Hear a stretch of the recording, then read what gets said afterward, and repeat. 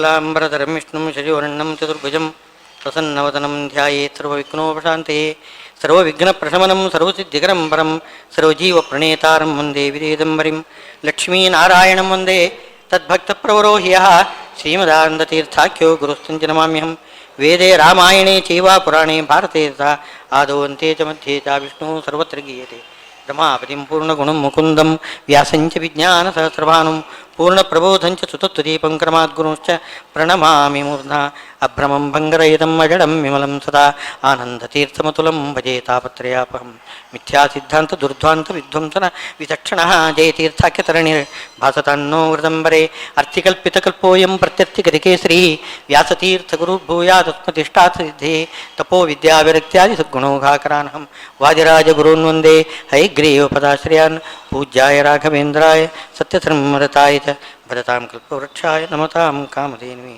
ಶ್ರೀ ಗುರುಭ್ಯೋ ನಮಃ.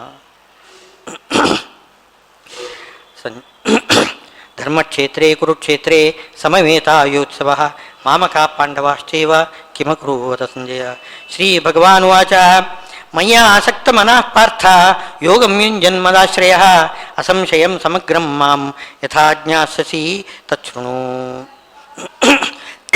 ಮಯಿ ಆಸಕ್ತಮನಃ ಪಾರ್ಥ, ಅರ್ಜುನ, ಶ್ರೀಕೃಷ್ಣ ಹೇಳ್ತಿದ್ದಾನೆ, ಅರ್ಜುನ ಮಯಿ ಆಸಕ್ತಮನಃ, ನನ್ನಲ್ಲೇ ಮನಸ್ಸಿಟ್ಟುಕೊಂಡು ಏನು ಜ್ಞಾನ ಕಾರ್ಯದಲ್ಲಿ ಭಾಗವಹಿಸಬೇಕು. ಏನು ಅವನೇ ಜ್ಞಾನ ಸಾಧನೆ ಮಾಡಬೇಕಾಗಿದ್ರೆ ನಾನು ಮಾಡ್ತೇನೆ ಅಂತ ಇರಬಾರ್ದು. ಭಗವಂತ ಮಾಡಿಸ್ತಾನೆ, ಅವನೇ ನನಗೆ ಆಶ್ರಯ, ಆ ಅಭಿಪ್ರಾಯದಿಂದ ಜ್ಞಾನ ಸಾಧನೆ ಮಾಡಬೇಕಂತೆ.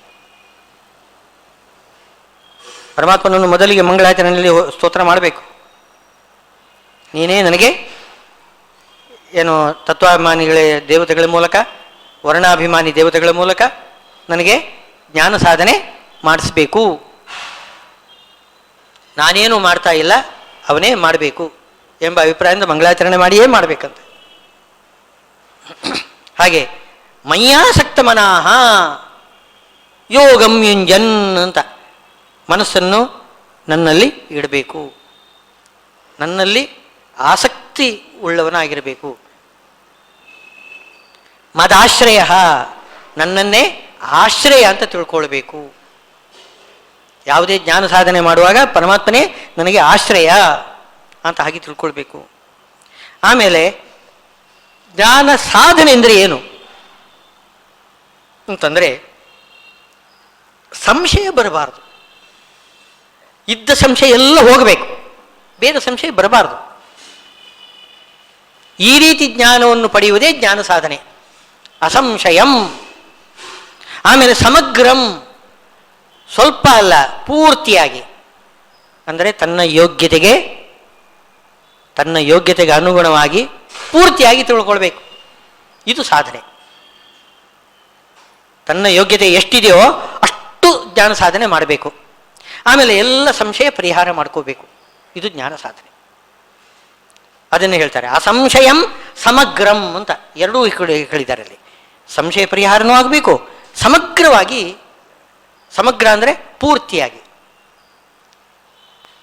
ಮಧ್ಯದಲ್ಲಿ ಬಿಟ್ಟು ಎದ್ದು ಹೋಗಬಾರದು ಅಂತ ಅರ್ಥ. ತಮ್ಮ ಯೋಗ್ಯತೆಗೆ ಎಷ್ಟಿದೆ ಅಷ್ಟನ್ನು ಸಾಧನೆ ಮಾಡಿಕೊಳ್ಳೇಬೇಕು, ಮಧ್ಯದಲ್ಲಿ ಬಿಡಬಾರ್ದು.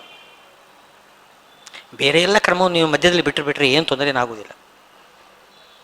ಜ್ಞಾನ ಸಾಧನೆ ಮಾತ್ರ ಅರ್ಧದಲ್ಲಿ ಬಿಡಬಾರ್ದು. ಒಂದು ವೇಳೆ ಬಿಡಬೇಕಾಗಿ ಬಂತು ಅಂತಂದರೆ ಭಗವಂತ ಹೇಳ್ತಾನೆ ಸಮಗ್ರಂ, ನಿನ್ನಿಂದ ಸಮಗ್ರವಾಗಿ ಮಾಡಿಸ್ತೇನೆ ಅಂತಂತಾನೆ. ಅದೇ ಹಿಂದೆ ಹೇಳಿದಾರಲ್ಲ, ಶುಚೀನಾಂ ಶ್ರೀಮತೀಮತಾಂ ಗೇಹೆ ಯೋಗಭ್ರಷ್ಟ ಅಭಿಜಾಯತೆ. ಅಲ್ಲಿ ಜ್ಞಾನ ಸಾಧನೆ ಮಧ್ಯದಲ್ಲಿ ಬಿಟ್ಟರೂ ಕೂಡ ಪರಮಾತ್ಮ ಏನು ಮಾಡ್ತಾನೆ, ಅವನಿಂದ ಮಾಡಿಸ್ತಾನಂತೆ. ಪುನಃ ಒಳ್ಳೆಯ ವೈಷ್ಣವ ಜನ್ಮ ಕೊಡ್ತಾನೆ. ಒಳ್ಳೆಯ ಕುಲದಲ್ಲಿ ಜನ್ಮ ಕೊಟ್ಟು ಅವರಿಂದ ಜ್ಞಾನ ಸಾಧನೆ ಮಾಡಿಸ್ತಾನಂತೆ. ಅದನ್ನೇ ಸಮಗ್ರಂ ಅಂತ ಹೇಳ್ತಿದ್ದಾರೆ. ಅಂತೂ ಕೊನೆಗೇನು, ಸಂಶಯ ಉಳಿಯಬಾರದು.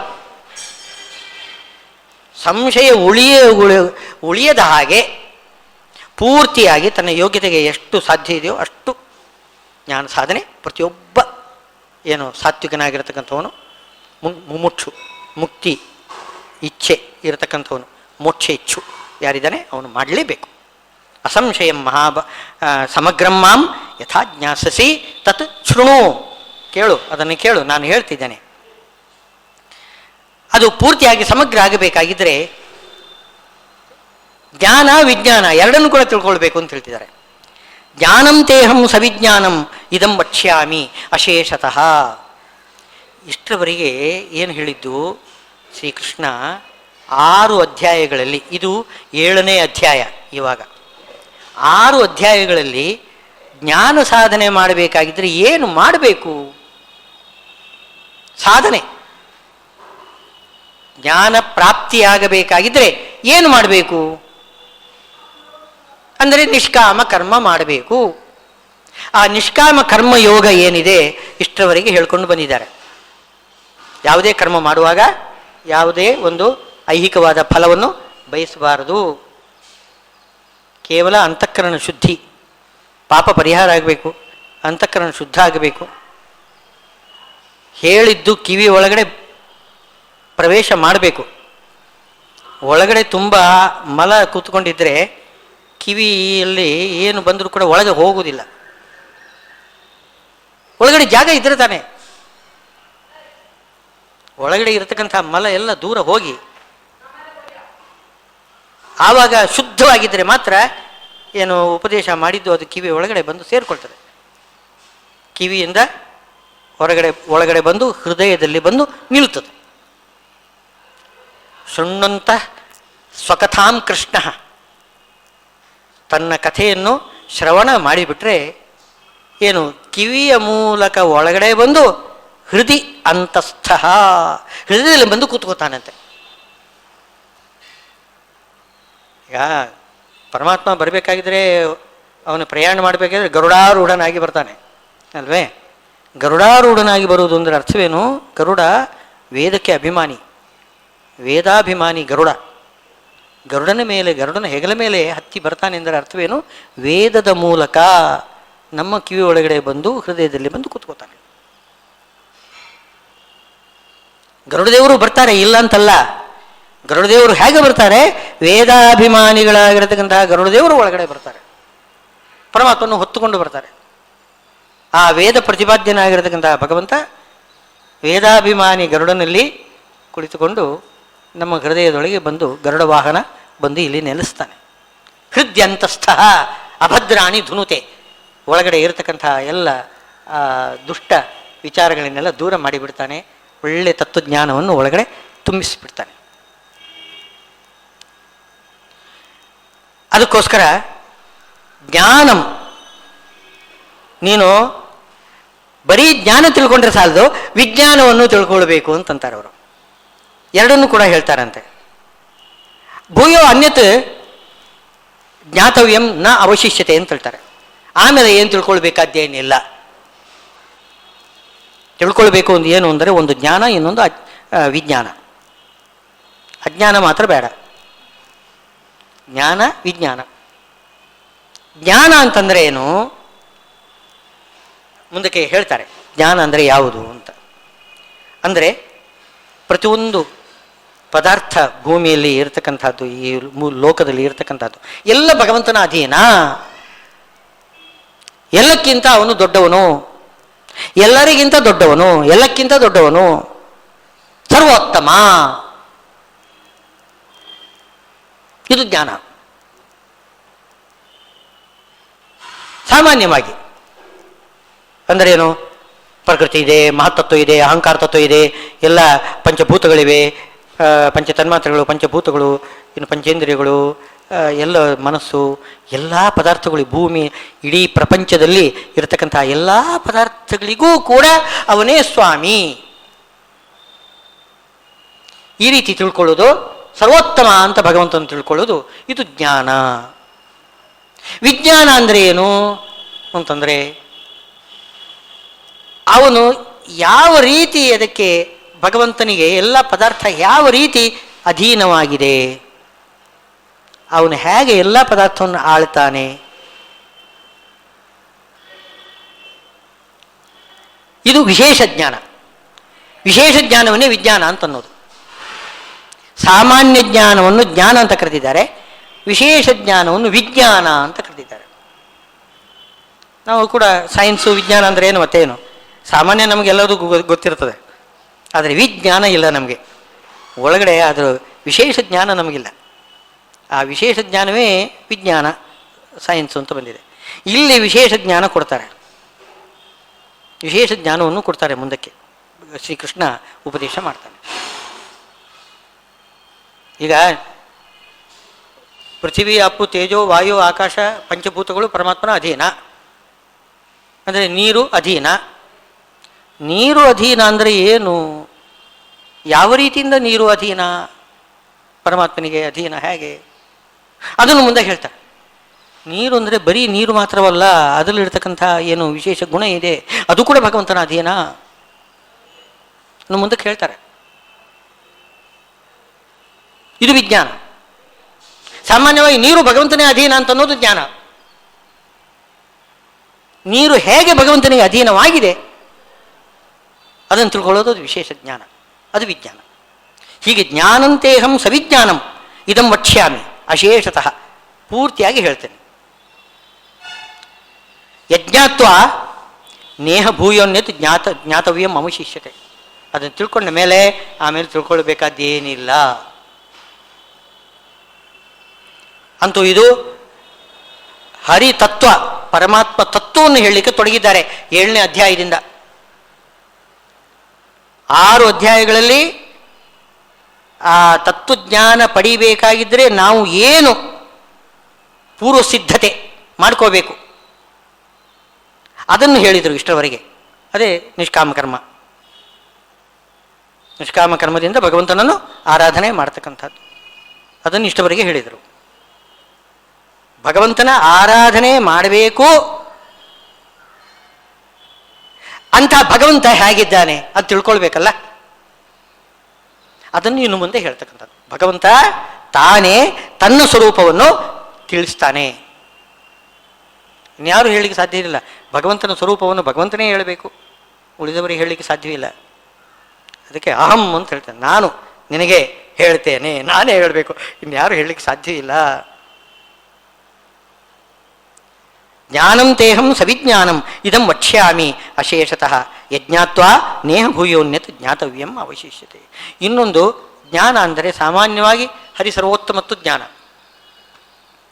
ಇನ್ನೊಂದು ವಿಜ್ಞಾನ ಅಂತಂದರೆ ಹೇಗೆ ಅವನು ಸರ್ವೋತ್ತಮ ಅಂತಂದರೆ ಏನು, ಎಷ್ಟು ಕಕ್ಷ್ಯ ಇದೆ, ದೇವತೆಗಳಲ್ಲಿ ಎಷ್ಟು ಕಕ್ಷ್ಯ ಇದೆ, ಈ ಕಕ್ಷ್ಯಗಿಂತ ಈ ಕಕ್ಷೆ ಎಷ್ಟು ಶ್ರೇಷ್ಠ, ಆ ಕಕ್ಷೆಗಿಂತ ಈ ಕಕ್ಷೆ ಎಷ್ಟು ಶ್ರೇಷ್ಠ, ಹೀಗೆ ಮಾಡಿಕೊಂಡು ಆ ದೇವತಾ ತಾರತಮ್ಯವನ್ನು ಚೆನ್ನಾಗಿ ಬಿಡಿಸಿ ಬಿಡಿಸಿ ಬಿಡಿಸಿ ನೋಡಿಕೊಂಡು ಅಂಥ ಏನು ತಾರತಮ್ಯದಲ್ಲಿ ತುದಿಯಲ್ಲಿ ಯಾರಿದ್ದಾನೆ, ಬ್ರಹ್ಮದೇವರಿದ್ದಾರೆ. ಆ ಬ್ರಹ್ಮದೇವರಿಗಿಂತಲೂ ಲಕ್ಷ್ಮೀದೇವಿ ಇದ್ದಾರೆ, ಲಕ್ಷ್ಮೀದೇವಿಗಿಂತಲೂ ಕೂಡ ಪರಮಾತ್ಮ ಎಷ್ಟು ದೊಡ್ಡವನಾಗಿದ್ದಾನೆ ಅಂತ ಈ ರೀತಿಯಾಗಿ ವಿಶೇಷವಾಗಿ ಏನು ಪರಮಾತ್ಮನ ಸರ್ವೋತ್ತಮತ್ವವನ್ನು ತಿಳ್ಕೊಳ್ಳೋದು ಅದೊಂದು ವಿಜ್ಞಾನ. ಅದನ್ನು ಕೂಡ ಮುಂದಕ್ಕೆ ಹೇಳ್ತಾರೆ. ಇಂದ್ರಿಯೇಭ್ಯ ಪರಾಖ್ಯರ್ಥಾರ್ಥೇಭ್ಯಶ್ಚ ಪರಮನಃ ಅಂತ ಮುಂದಿನ ಅಧ್ಯಾಯಗಳಲ್ಲೆಲ್ಲ ಹೇಳ್ತಾರೆ ಅದನ್ನು. ಅಂತೂ ಈಗ ಹೇಳುವುದೇನು ಅಂತಂದರೆ ಏನು, ಪರಮಾತ್ಮನ ತತ್ವಜ್ಞಾನವನ್ನೇ ನೇರವಾಗಿ ಉಪದೇಶ ಕೊಡ್ತಕ್ಕಂಥದ್ದು ಇಲ್ಲಿ 7ನೇ ಅಧ್ಯಾಯದಿಂದ ಪ್ರಾರಂಭ ಆಗ್ತದೆ. ಈ ಜ್ಞಾನ ವಿಜ್ಞಾನ ಇದನ್ನು ಪಡೀಲಿಕ್ಕೆ ಪ್ರಯತ್ನ ಮಾಡಬೇಕಂತೆ. ಯಾರೂ ಪ್ರಯತ್ನ ಮಾಡೋದಿಲ್ಲ, ಬೇಕಾಗಿಲ್ಲ ಅಂತ, ಬೇಕಾಗಿಲ್ಲ. ಮನುಷ್ಯಾಣಂ ಸಹಸ್ರೇಶು ಸಹಸ್ರೇಶು ಸಾವಿರಾರು ಮಂದಿ ಮನುಷ್ಯರಿದ್ದಾರೆ, ಅದರಲ್ಲಿ ಕಶ್ಚಿತ್ ಯಾರೋ ಒಬ್ಬ ಪ್ರಯತ್ನ ಮಾಡ್ತಾನಂತೆ. ಅಂದರೆ ಇದು ಬಹಳ ಅಮೂಲ್ಯವಾಗಿರ್ತಕ್ಕಂಥದ್ದು ಅಂತನ್ನೋದನ್ನು ತಿಳಿಸೋಕ್ಕೋಸ್ಕರ. ಇದು ಯಾರಿಗೂ ಬೇಡ ಅಂತ ಅನಿಸಿದರೆ ಅದು ಅವರ ಯೋಗ್ಯತೆ, ಅವರ ಯೋಗ್ಯತೆ ಅಷ್ಟೇ ಅಂತ ತಿಳ್ಕೊಳ್ಬೇಕಷ್ಟೇ ಹೊರತು ಇದು ಕಡಿಮೆ ಅಂತ ಅರ್ಥ ಅಲ್ಲ. ಅದಕ್ಕೆ ಮನುಷ್ಯಾಣಾಂ ಸಹಸ್ರೇಶು ಕಶ್ಚಿದ್ ಯತತಿ ಸಿದ್ಧೇ, ಆ ಜ್ಞಾನಕ್ಕೆ ಅವರು ಯಾರೋ ಒಬ್ಬರು ಬಹಳ ಅಪರೂಪ ಅಂಥ ವ್ಯಕ್ತಿ ಸಿಗುವುದು ಬಹಳ ಕಷ್ಟ. ಅಸುರ ಬಹುಲ ಯಸ್ಮಾತ್ ಅಂತ, ದೇವತೆಗಳು ಎಷ್ಟಿದ್ದರೆ ಅವರಿಗಿಂತ 2 ಪಾಲು ಅಸುರರಿದ್ದಾರಂತೆ. ಈ ಬಹುಮತ ಇದೆಯಲ್ಲ ಏನು, ಅದು ರಾಜಕೀಯದಲ್ಲಿ ನಡೀತದೆ. ಬಹುಮತ ತೆಗೆದು ಹಾಕಿದರೆ ಕೈ ಎತ್ತತಕ್ಕಂಥವ್ರು ತುಂಬ ಜನ ಇದ್ದಾರೆ. ಆ ರೀತಿ ನಾವು ತೀರ್ಮಾನ ಮಾಡೋದಲ್ಲ, ಬಹಳ ಕಡಿಮೆ. ಜ್ಞಾನಕ್ಕೆ ಪ್ರಯತ್ನ ಮಾಡುವವರು ಬಹಳ ಕಡಿಮೆ, ಅದರಲ್ಲಿ ಸಿದ್ಧಿ ಪಡೆಯತಕ್ಕಂಥವರು ಇನ್ನೂ ಕಡಿಮೆ ಅಂತೆ. ಜ್ಞಾನಕ್ಕೆ ಪ್ರಯತ್ನ ಮಾಡುವವರೇ ಸಾವಿರಾರು ಮಂದಿಯಲ್ಲಿ ಒಬ್ಬ ಸಿಗಬಹುದು. ಆಮೇಲೆ ಯತತಾಂಪಿ ಸಿದ್ಧಾನ ಕಶ್ಚಿತ್ ಅಂದರೆ ಸಿದ್ಧಿ ಬಂದ ಮೇಲೆ ಯತತಿ ಸಿದ್ಧೇ ಯತತಾಮಪಿ ಸಿದ್ಧಾನಾಂ ಯತ್ನ ಮಾಡಿ ಸಿದ್ಧರಾಗಿರ್ತಕ್ಕಂಥವರೆಲ್ಲ, ಸಿದ್ಧರಾದವರಲ್ಲಿಯೂ ಕೂಡ ಕಶ್ಚಿತ್ ಯಾರೋ ಒಬ್ಬ ಏನೋ ವೇತ್ತಿ ತತ್ವತಃ ಸರಿಯಾಗಿ ತಿಳಿತಕ್ಕಂಥವನು. ಅಂದರೆ ಸಿದ್ಧರು ಯಾರಿದ್ದಾರೆ, ಯತ್ನ ಮಾಡಿ ಸಿದ್ಧಿ ಸಂಪಾದನೆ ಮಾಡಿಕೊಂಡು ಬರಿದ್ದಾರಲ್ಲ, ಸಿದ್ಧಿ ಗಳಿಸಿದವರು, ಅವ್ರಿಗೆಲ್ಲ ತಪ್ಪು ತಿಳ್ಕೊಂಡಿದ್ದಾರೆ ಅಂತ ಅರ್ಥವೇ? ಹಾಗಲ್ಲ. ಸಿದ್ಧಿ ಅಂದರೆ ಏನು, ಸರಿಯಾಗಿ ತಿಳ್ಕೊಳ್ಳುವುದೇ ಸಿದ್ಧಿ. ಪ್ರಯತ್ನ ಮಾಡಿ ಸರಿಯಾಗಿ ತಿಳ್ಕೊಂಡವರು ಇದ್ದಾರೆ, ಅವರಲ್ಲಿ ಕೂಡ ಕಶ್ಚಿತ ಯಾರೋ ಒಬ್ಬ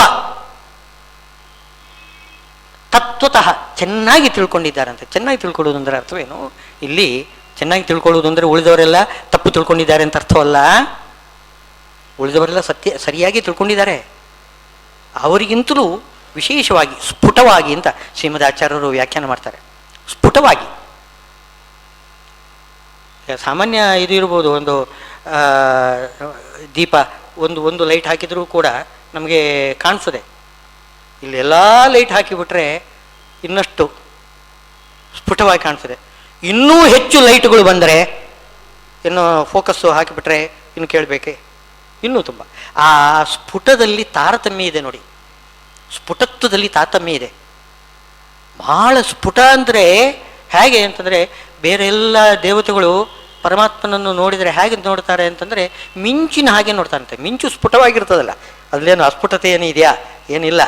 ಆದರೆ ಮಿಂಚುಗಿಂತಲೂ ಕೂಡ ಸೂರ್ಯನೇ ಬೆಳಗ್ತಕ್ಕಂಥದ್ದು ಇದೆಯಲ್ಲ, ಸೂರ್ಯನ ಮಂಡಲ, ಅದು ಹೇಗಿರ್ತದೆ? ಹೆಚ್ಚು ಸ್ಫುಟ. ಬ್ರಹ್ಮದೇವರು ಒಬ್ಬರೇ ಪರಮಾತ್ಮನನ್ನು ಸೂರ್ಯನ ಹಾಗೆ ನೋಡ್ತಾರಂತೆ. ಉಳಿದ ದೇವತೆಗಳೆಲ್ಲ ಬರೀ ಮಿಂಚಿನ ಹಾಗೆ ನೋಡ್ತಾರಂತೆ.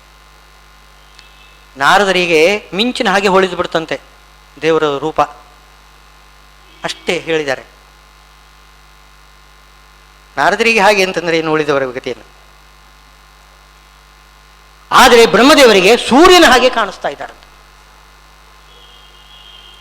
ಇದು ಸ್ಫುಟತ್ವದಲ್ಲಿ ಇದಕ್ಕೆ ಕಶ್ಚಿತ್ ಅಂತಂದಿದ್ದಾರೆ. ಕಹ ಅಂದರೆ ಬ್ರಹ್ಮದೇವರು, ಚಿತ್ ಅಂದರೆ ಜ್ಞಾನ ಸ್ವರೂಪರವರು. ಜ್ಞಾನ ಸ್ವರೂಪರಾಗಿರ್ತಕ್ಕಂಥ ಬ್ರಹ್ಮದೇವರು ಕಶ್ಚಿತ್ ಏನು ವೇತ್ತಿ ತತ್ವತಃ ಸರಿಯಾಗಿ ಸ್ಫುಟವಾಗಿ ನೋಡಬೇಕು ಅಂದರೆ ಬ್ರಹ್ಮದೇವರು, ವಾಯುದೇವರು, ಋಜುಗಣದ ಎಲ್ಲ ದೇವತೆಗಳು ಅವರೆಲ್ಲ ಹಾಗೆ. ಆಮೇಲೆ ಋಜುಪತ್ನಿಯರು, ಭಾರತೀಯ ಸರಸ್ವತಿಯರು, ಇವ್ರನ್ನ ಇಟ್ಕೋಬೇಕು. ಇನ್ನು ಕೆಳಗಡೆ ಬಂದರೆ ರುದ್ರಾದಿ ದೇವತೆಗಳೆಲ್ಲ ಬಂದರೆ ಅವರವರ ಯೋಗ್ಯತೆಗೆ ಅನುಗುಣವಾಗಿ ಅಸ್ಫುಟವಾಗಿ, ಅಂದರೆ ಸ್ಫುಟವೇ ಇರ್ತದೆ. ಆ ಸ್ಫುಟದಲ್ಲಿ ತಾರತಮ್ಯ ಇದೆ, ಸ್ಫುಟತ್ವದಲ್ಲಿ ತಾರತಮ್ಯ ಇದೆ. ಸರ್ವಜ್ಞ ಕಲ್ಪಾಹ ಅಂತಂತಾರೆ ಅವರು. ಟೀಕಾರಾಯರನ್ನು ಸರ್ವಜ್ಞ ಕಲ್ಪರು ಅಂತಂದಿದ್ದಾರೆ. ಶ್ರೀಮದಾಚಾರ್ಯರು ಸರ್ವಜ್ಞರಾದರೆ ಟೀಕಾರಾಯರು ಸರ್ವಜ್ಞ ಕಲ್ಪರು. ಸರ್ವಜ್ಞರಿಗೆ ಸ್ವಲ್ಪ ಕಡಿಮೆ ಆಗಿರ್ಬೋದು, ಅವರು ಹಾಗೇ ಇದ್ದಾರೆ ಇವರು ಕೂಡ. ಅಂತೂ ಸ್ಫುಟತ್ವ ಇದೆ. ಆ ಸ್ಫುಟತ್ವದಲ್ಲಿ ತಾರತಮ್ಯ. ಅಲ್ಲಿ ಸಿದ್ಧಾನಾಂ ಯತತಾಮಪಿ ಸಿದ್ಧಾನಾಂ, ಸಿದ್ಧರು ಯಾರು, ಸಿದ್ಧ ಪುರುಷರು ಜ್ಞಾನದಲ್ಲಿ ತುಂಬ ಪ್ರಯತ್ನ ಮಾಡಿ ಒಂದು ಸ್ಫುಟತ್ವವನ್ನು ಸಂಪಾದನೆ ಮಾಡಿಕೊಂಡವರಿದ್ದಾರಲ್ಲ, ಆ ಸಿದ್ಧಿ ಪಡೆದವರು, ಅವರಲ್ಲಿಯೂ ಕೂಡ ಕಶ್ಚಿತ್ ಒಬ್ಬನೇ, ಯಾರು ಬ್ರಹ್ಮದೇವರು ಒಬ್ಬರೇ ಆ ರೀತಿ ನನ್ನನ್ನು ತಿಳ್ಕೊಳ್ತಾರೆ. ಈಗ ಜ್ಞಾನ ಅಂದರೆ ಏನು ಅದನ್ನು ಕಳ್ತಿದ್ದಾರೆ. ಭೂಮಿರಾಪೋ ನಲೋ ವಾಯು ಖಮ್ಮನೋ ಬುದ್ಧಿರೇವಚ ಅಹಂಕಾರ ಇತೀಯಮ್ಮೆ ಭಿನ್ನ ಪ್ರಕೃತಿರಷ್ಟಧಾ. ಭಿನ್ನ ಪ್ರಕೃತಿ ಅಷ್ಟಧಾ, 8 ರೀತಿಯ ಪ್ರಕೃತಿ ಎಂಬುದು 8 ರೀತಿಯಿಂದ ಅದು ವ್ಯಕ್ತವಾಗ್ತದೆ ಎಂತರ್ಥ. ಮೂಲ ಪ್ರಕೃತಿ ಇದೆಯಲ್ಲ ಬಹಳ ಸೂಕ್ಷ್ಮ. ಏನು ಈ ಪರಮಾಣು ಏನಿದೆ, ಈ ಪರಮಾಣು ಪಾಂಚಭೌತಿಕ. ನಾವೀಗ ನೋಡ್ತಕ್ಕಂಥ ಪರಮಾಣು ಇದೆಯಲ್ಲ, ಅದು ಪಾಂಚಭೌತಿಕ, ಅದು ಭೂತ. ಅದು ಕೂಡ ಒಂದು ಪರಮಾಣುವಿನಲ್ಲಿ ಪಂಚಭೂತಗಳು ಸೇರಿರುತ್ತದೆ. ಒಂದು ಪರಮಾಣುವಿನಲ್ಲಿ ಪಂಚಭೂತಗಳು ಸೇರಿಕೊಂಡಿರುತ್ತದೆ. ಪಂಚೀಕರಣ ಆದ ಮೇಲೆ ಬಂದಿರತಕ್ಕಂಥದ್ದು ಇದೆಲ್ಲ. ಇನ್ನು ಭೂತಗಳಿಗಿಂತಲೂ ಕೂಡ ಸೂಕ್ಷ್ಮ ಯಾವುದು? ಭೂತ ಸೂಕ್ಷ್ಮ. ತನ್ಮಾತ್ರೆಗಳು ಅಂತ ಹೇಳ್ತಾರೆ ಅದಕ್ಕೆ. ತನ್ಮಾತ್ರೆ ಸೂಕ್ಷ್ಮ. ಅದಕ್ಕಿಂತಲೂ ಸೂಕ್ಷ್ಮ ಯಾವುದು ಅಂದರೆ ಅಹಂಕಾರ ತತ್ವ. ಅಹಂಕಾರ ತತ್ವಕ್ಕಿಂತಲೂ ಸೂಕ್ಷ್ಮ ಅಂದರೆ ಯಾವುದು? ಮಹತ್ತತ್ವ. ಮಹತ್ತತ್ವಕ್ಕಿಂತಲೂ ಸೂಕ್ಷ್ಮ ಯಾವುದು ಅಂದರೆ ಪ್ರಕೃತಿ. ಎಷ್ಟು ಸೂಕ್ಷ್ಮ ಇರ್ಬೋದು ನೋಡಿ. ಆ ಪ್ರಕೃತಿ ಎಂಬುದು ಮಹತ್ತತ್ವ, ಅಹಂಕಾರ ತತ್ವ, ಪಂಚತನ್ಮಾತ್ರೆಗಳು, ಪಂಚಭೂತಗಳು, ಒಟ್ಟು ಎಷ್ಟಾಯಿತು ನೋಡಿ? ಅಷ್ಟಧಾ, 8 ರೀತಿಯಿಂದ, 9 ರೀತಿಯಿಂದ ಅಂತ ಇಟ್ಕೊಳ್ಬೇಕು. ಅದರ ವ್ಯಾಖ್ಯಾನದಲ್ಲಿ ಶ್ರೀಮದಾಚಾರ್ಯರು ಹೇಳ್ತಾರೆ, ಅಲ್ಲಿ ಅಹಂಕಾರ ತತ್ವ ಮತ್ತು ಮಹತ್ತತ್ವ ಎರಡು ಒಟ್ಟೊಟ್ಟಿಗೆ ಇಟ್ಕೋಬೇಕು, ಒಂದನ್ನೇ ಇಟ್ಕೋಬೇಕು. ವಿವಕ್ಷೆ ಅದು. ಹಾಗೆ ಇಟ್ಕೊಂಡಾಗ ಏನಾಗ್ತದೆ? ಪಂಚಭೂತಗಳು, ಆಮೇಲೆ ಅಹಂಕಾರ ತತ್ವ, ಏನು ಅಹಂಕಾರ, ಬುದ್ಧಿ, ಬುದ್ಧಿ ತತ್ವವನ್ನು ಇಟ್ಕೊಂಡಿದ್ದಾರೆ. ಮನಸ್ಸು, ಬುದ್ಧಿ, ಅಹಂಕಾರ, ಮಹತ್ತತ್ವ, ಒಟ್ಟಿಗೆ 4 ಇದೆ. 5, 4, 9 ಆಗುತ್ತೆ. ಅವ್ರೇನು ಮಾಡಿದರು? ಅಹಂಕಾರ ತತ್ವದಲ್ಲೇ ಮಹತ್ತತ್ವವನ್ನು ಸೇರಿಸ್ಕೊಂಡ್ಬಿಟ್ರು. ಒಂದು ವಿಭಾಗ ಮಾಡುವಾಗ ಅದೊಂದು ವೈವಕ್ಷಿಕವಾಗಿ ವಿಭಾಗ ಮಾಡೋದಷ್ಟೇ. ವಸ್ತುತಸ್ತು ಹಾಗೆ ನೋಡಿ, ಇದರಲ್ಲಿ ರಾಯರು ವಿವೃತ್ತಿಯಲ್ಲಿ ಹಾಗೆ ಬರೀತಾರೆ. ವಾಸ್ತವದಲ್ಲಿ 9, ಅದೇನೋ ಒಂದು ವಿವಕ್ಷೆ ಇಟ್ಟುಕೊಂಡು 2 1 ಅಂತ ಇಟ್ಟುಕೊಂಡು ನಾವು ಹೇಳ್ತಕ್ಕಂಥದ್ದಿದೆ. ಈಗ ಬ್ರಹ್ಮವಾಯುಗಳು 1 ಅಂತ ಮಾಡ್ಕೊಂಡು ಬಿಡ್ತೇವೆ ನಾವು.